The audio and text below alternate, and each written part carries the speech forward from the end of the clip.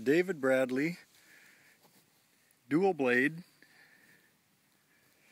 Actually, one blade was made for falling saws. You'd put it on the outside, and then for bucking you'd move it to the inside where the saw would be more balanced.